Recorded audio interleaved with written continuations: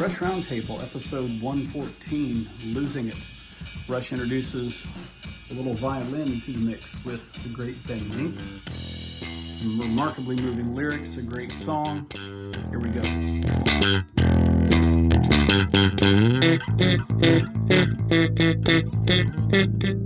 Hello everyone, and welcome back to our song discussions. Of course, we are continuing with Losing It off of Signals. So Jim, how about you kick us off with a reading from Song by Song?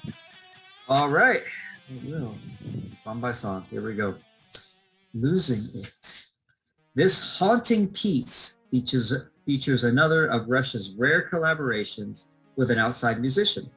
Performed by Ben Mink, well known for his collaborations with Katie Lang, and at the time performing in the band FM, an extensive electric violin part was added to the song. In addition to the textural melody added underneath the main body of the song, there is also an aggressive jazz fusion-inspired violin solo that adds to the unexpected and unusual nature of the song. Despite this, Losing It is by no means a gimmick, and the violin was clearly written as a central component of the piece, rather than being added as an afterthought. Despite the totalitarian themes of the weapon, the lyrics to Losing It are, in tone at least, the darkest on the album. The lyric at first refers to an unknown dancer who, desperately nostalgic for her former glory, is now old and infirm. She limps across the floor and closes her bedroom door. The second verse alludes to Ernest Hemingway, who, after enjoying immense success as a writer throughout his life, eventually found his body and mind collapsing under the strain of mental and physical ailments. The author, whose works The Sun Also Rises and For Whom the Bell Tolls are referenced in the lyric, eventually committed suicide after losing much of his sight and ability to write.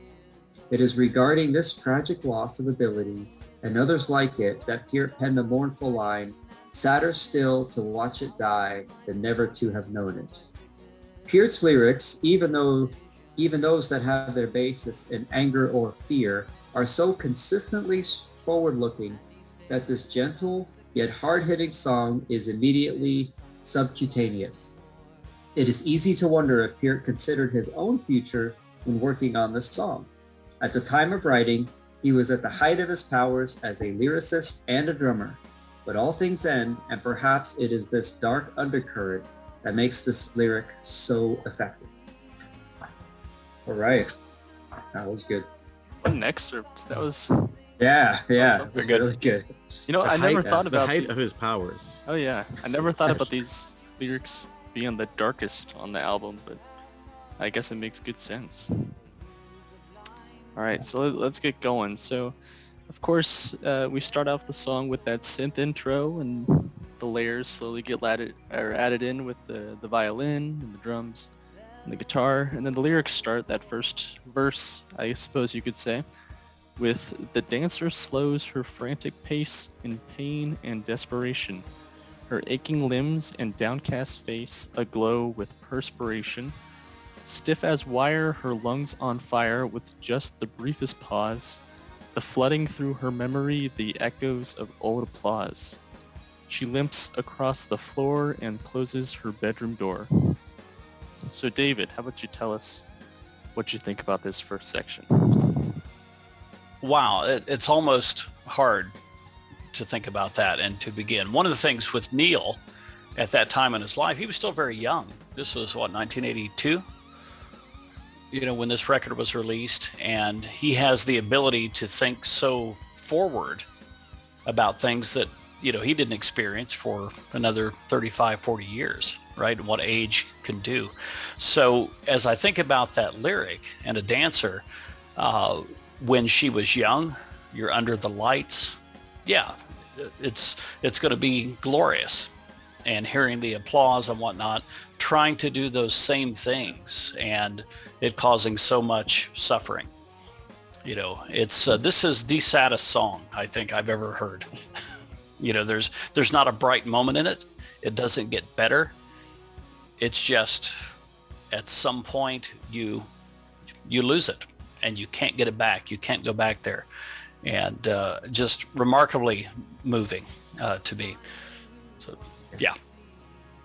It is, and it's almost freaky in a sense how exactly what he wrote out in this first stanza ended up happening to him in a sense, where he had those same physical ailments and aches when he tried to recreate his craft in later years.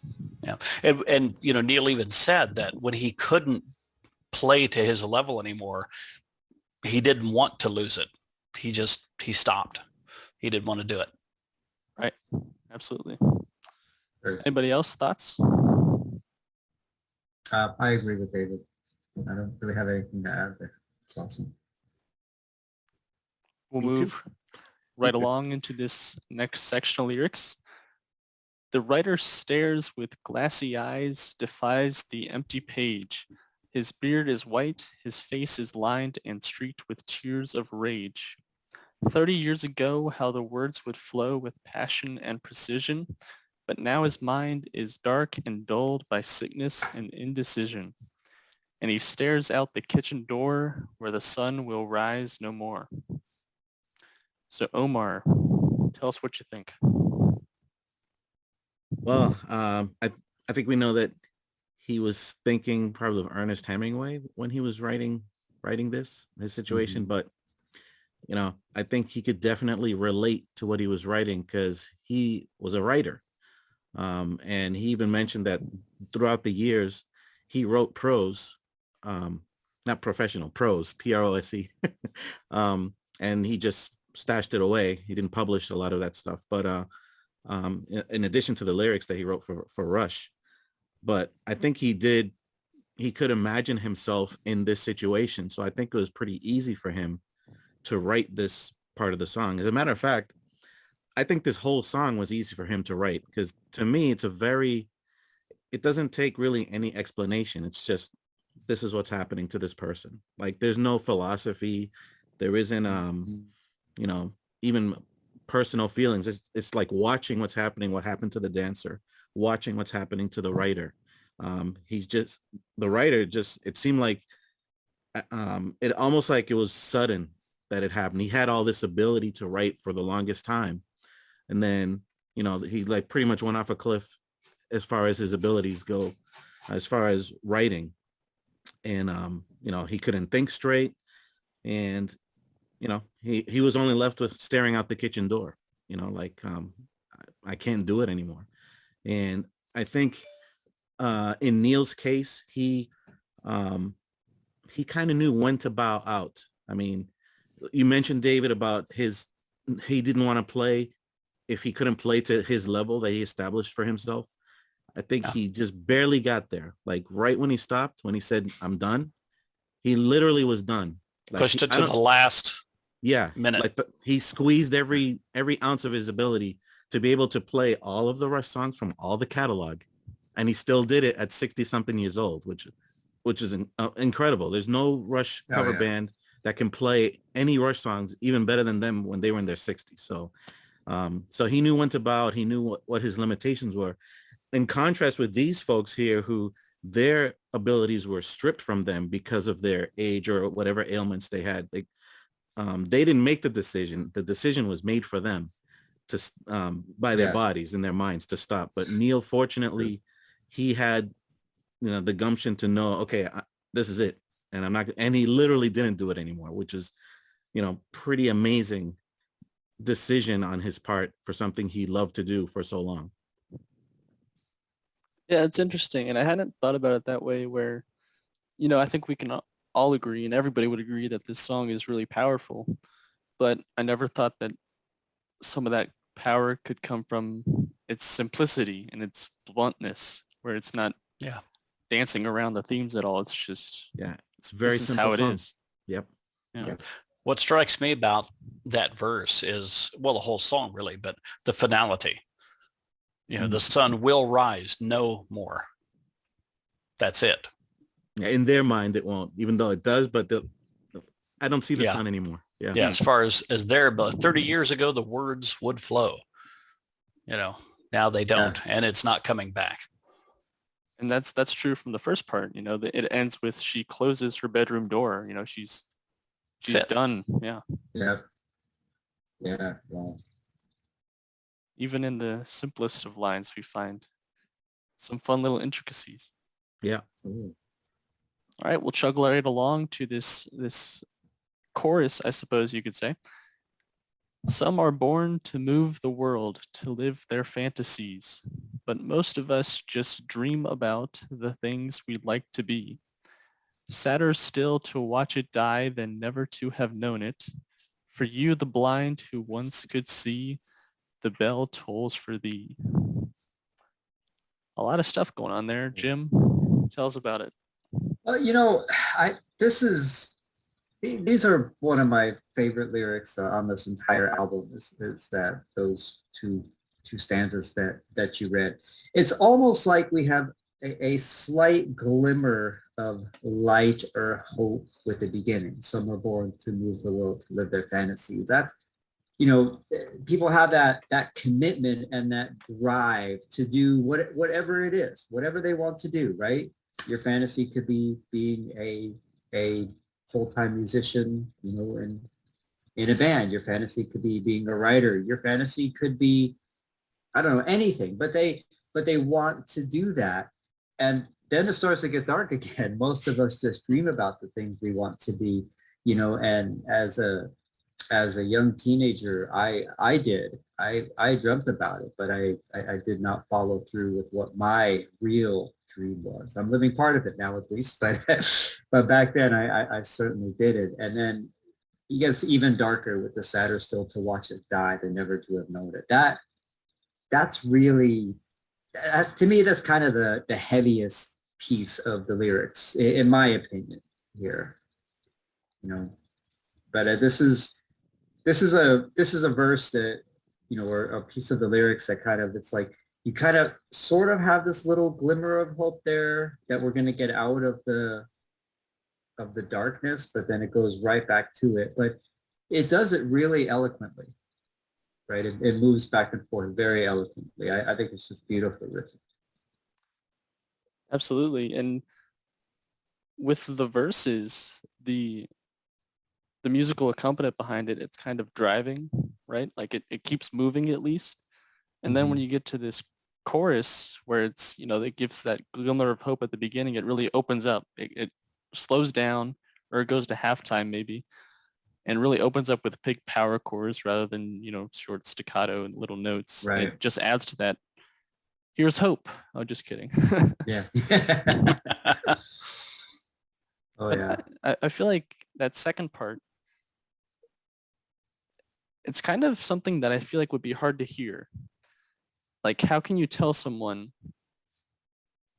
and like, I'm not speaking on its truth or anything like that, but it would be hard to hear. How can you tell someone it would be worse for you to achieve your dream and watch it die than for you to never see it? I feel like that's hard to accept. Yeah. I would agree, because we've all, everybody has lost something that has been very dear to them, whether it be, maybe a loved one, or maybe, like in this case of the dancer from the first verse, maybe you had the ability to do something you enjoyed and now you just can't do it, and it's hard because achieving that and doing it just brings such joy to your heart that, I would always encourage anybody to go for it. It might hurt when you don't do it, but that's not a reason to not go for it. Yeah. That piece for me has always been very conflicting. It's perspectival. If you were one of those that just dreamed about the things you wanted to do, you want to say, yeah, I would want to have that. I want to achieve that. And when it goes, it goes, but to the person maybe that has, to then, lose it, would be just remarkably difficult. So yeah, that's always been very conflicting for me, to think about that juxtaposition, because I don't have the experience. I'm one of those that dreamed about the things I wanted to be. Right. And so what would it be like to have it and then have to watch it die. Yeah. Yeah, I don't have that perspective, so I really can't judge that or speak to it. But from my perspective, I still would have wanted it. Yeah. You know. Yeah, you stole my thunder a little bit, David. I did it to you once. Now you did it to me. Oh, sorry, brother. No, Sorry, it's man. fine. It's the dichotomy of what's Neil's presenting here. So, we saw about the dancer, what happened to her. We saw about the writer, what happened to him. So now this is a philosophical part, I guess, of the song, where, some just watch and they don't choose to do anything and they miss out, right? But then those who choose, that could happen to them if they choose to be a dancer. It doesn't matter what it is, anything. Your skills are gonna deteriorate. So, are you willing to pay the price? Are you willing to suffer the downfall, suffer going over the cliff, so to speak, with your skills and your abilities and your mental capacity? So, I think Neil's presenting the choice. I mean, if you're gonna stay back and not do anything, that might be sadder than the person who chose to do all these things and then their skills deteriorated.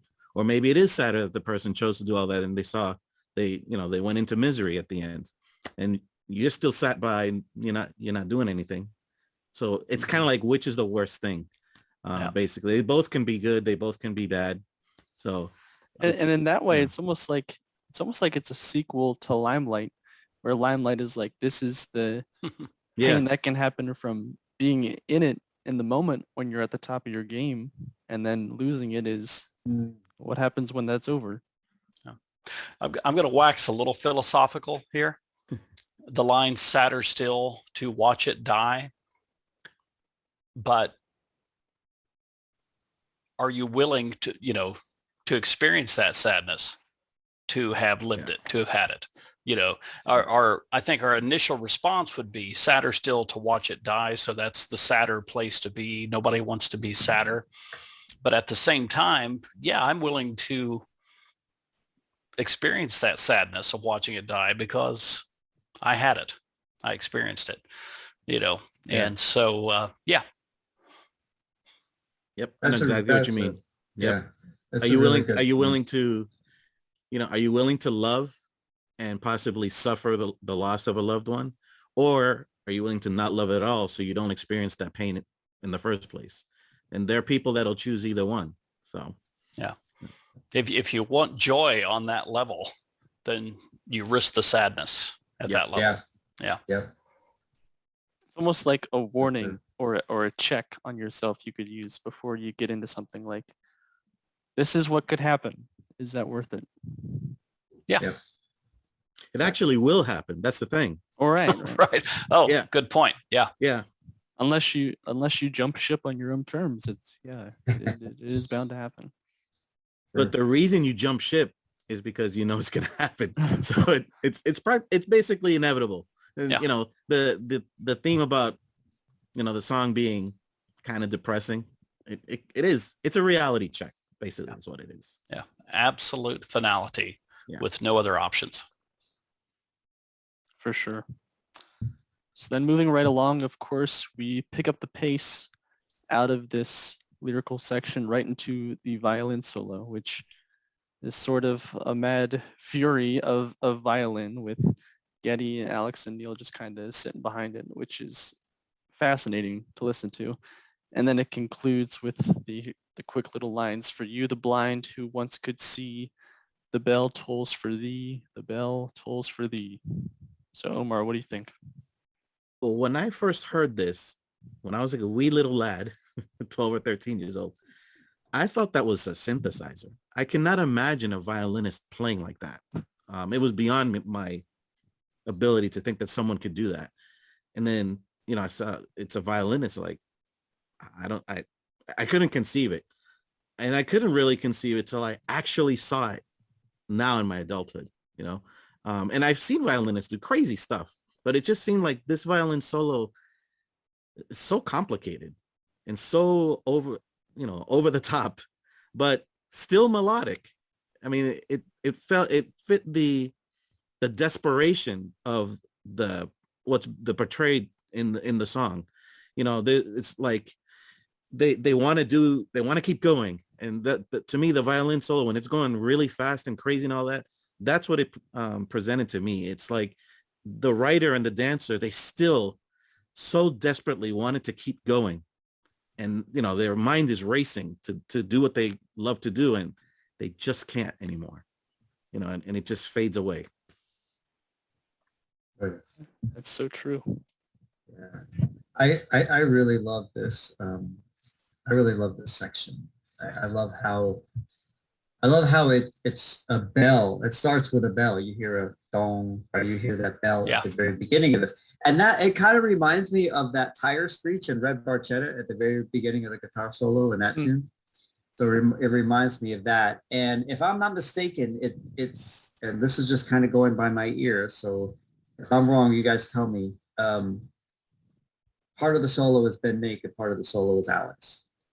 And to me, that transition, and if I'm hearing that correctly, that transition from violin to guitar is really seamless. And I always have to rewind it and go, wait, did we switch? Is that still the violin? Did we switch to guitar? What did we do? So if it's all just violin, you guys tell me. That my ears have been hearing it wrong for a while. But I think that's just a whole great section, and I love how aggressive Neil gets during it too. Yeah, It's perfect. I always thought it was totally violin. It could be. I think it could be. I'm actually trying to look it up right now. Well, then, which I should have done earlier. is there any bass in this section? I don't think so. I was listening to it all day today, and I'm like, so. I can't hear anything down there unless it's just like a bass pedal or something. Yeah, I think it may be bass pedal. I'm guessing. Which, I'm way too distracted with the drumming in this song. I know. Yeah. And the difference between I do think it's violin. The drumming right before this part, and then the drumming in the solo is just so different. It takes you by storm almost. Yeah. Yeah, because up to that point, it's been, for you, the blind who once could see, the bell tolls. For me, it's slowing down. Yeah. And then it enters into that part and starts picking up, and the pace starts picking up. And then, the violin comes in. And of course, the live performance on R40, Ben Mink's bow is just ripped to shreds from doing this. And it's very beautiful. It's very symmetric, but at the same time, it's chaos. Right. It just builds and builds, and it's very intense, and almost maybe feeling those emotions of the dancer and the writer at that point. It's remarkable. Absolutely. When, I was a kid, I was a senior in high school when Signals came out, and, I love the whole album, like every Rush album, but I listened to that song over and over and over and over just for that part. Yeah. And I feel like the tension from that could almost come partly from the time signature, right? And maybe one of the music fellas on here could enlighten me more, but I believe it's 11/8. Is that right? 11/8? Yes. Yeah. During the violin section, it's 11/8. Solo is 11/8. Yeah. Yeah. A lot of it's in 5/8. It transitions a little bit between 5 and 6, but yeah, the solo's in 11. That's wild. Yeah. Is it 5/8 or 5/4? I get them 8. Confused. Is it 5/8? Well, according to the sheet music I'm looking at right now, it's 5/8. Which okay. And it does go to 4/4 a bit, and then back to 5/8, and just like the typical Rush fashion, we don't stay with any one time signature. Okay. Right. Well, now that we're talking about time signatures, let me tell you what my research found, discovered. So, yes, and let's call it 5/8 when I thought it was 5/4. I wrote down that there are 9 time signature changes in the song, not including the first one, because that's what it starts with, and then the first time it changes is the first time. So as we were talking right now, I actually found another time signature change that I didn't write down. So it's actually 10.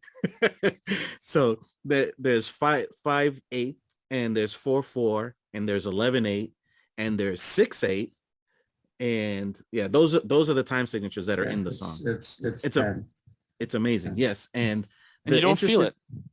Yeah, you don't feel it. You Seamless. you can tap your foot and you're not going to lose it. And the thing is that it's very interesting during the violin solo when it's 11/8, you know, if you count the way the musicians are playing, it's 1 2 3 4 5 6 1 2 3 4 5, right? That's how, if you listen to the music, how the drumming goes, that's how they're doing it. But then at the end of the violin solo, when Neil does his little fill, it's kind of like an inverted 11/8. He actually does 1 2 3 4 5 1 2 3 4 5 6.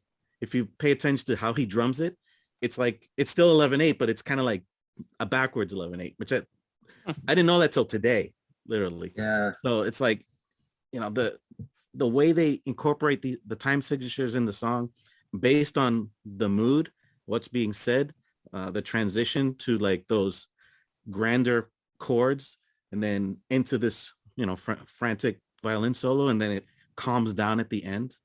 And it uses like that 5/8 time signature actually to bridge in between other time signatures too. They do that a couple of times in the song. So, you know, there's like two huge stories going on at the same time, the lyrics and the music. And while the music is informing the lyrics, it's still doing its little thing underneath that if you start digging in, you'll find like all this stuff going on that you don't realize. And it just ties the song up in a nice bow. And, you know, so just a great presentation. And then if you want to dissect it, there's much to dissect, but, you know, it's just wonderfully done. Sure. Of course, like Yeah. any Rush song, you could talk about this one for days on end. Yeah. But of course, this one, you know, you come out of the solo and you wind down with those two last lines, and it slowly Yeah. fades out, which kind of, I think, adds to the finality of the whole song with that fade out. But do we have any thoughts on the song as a whole? Any last remarks? I just think that it's really a nice change from the rest of the album. You know, the keyboards and the violin opening, it's really kind of haunting, you know, how it starts. And then when Neil comes in with his orchestra bells, he adds a lightness to the music, but, you know, the hauntingness of the song, you know, kind of stays. And I think that's one of the reasons why at least I liked it so much. And to me, it's, you know, Neil picked two occupations, right? Because you can't talk about every occupation. The song would still be going. But the song is actually about everybody. Mm-hmm. This song applies to everybody. It's basically making us realize, you know, what choices we want to make in our life. You know, what things can happen if we do this, what things can happen if we do that. But in the end, it's inevitable. And for whom the bell tolls, or the bell tolls for thee, that comes from an expression of, you know, someone hearing funeral bells and the community wondering, oh, who died? You know, like wondering. But Neil puts it he kind of moves the situation to you're alive and you start losing your crap. You start losing it. You know, do you feel dead now? Like the writer and the dancer, they felt dead. Like they didn't, you know, their life was over when they couldn't do what they love to do. So it begs to question yourself, how are you going to feel when you start losing the ability to do the things you love to do? Are you going to quit, or are you you're going to keep going? But inevitably, you know, humans die. So what are we doing with the time we have allotted? I think is probably the main point ultimately. Right. It's a timeless question. Yeah. It's like so much of the album deals with larger social questions, you know, New World Man, going to do Countdown next week. I mean, this is about a major event in history, subdivisions. I mean, every song in some ways, except maybe the Analog Kid, is a larger social thing, but losing it, you're alone. Yeah. It's really very personal, just very solitary, very personal. You know, there's the phrase, everybody dies alone, even if you have everybody around you at that time. So what you said, Omar, I agree entirely, is that what are you going to do with that time? Yeah, beautiful song. I can't say how much I love this song enough. And by the way, as far as doing what you can with your time, there, Neil was the superlative example of that. Like every time I always wondered, like, where his wife and daughter, like he's all over the place. What's the phrase? Off on these adventures. What's the greatest thing I can do today, or something like that? The most excellent thing I can do today. Yeah, Yeah. So he lived every day like that. It's like, I'm filling my time. I'm gonna be busy, and he said he was never bored. Yeah, so absolutely. So he gave an example of how to live your life to the fullest, because you don't know when you're gonna lose it all.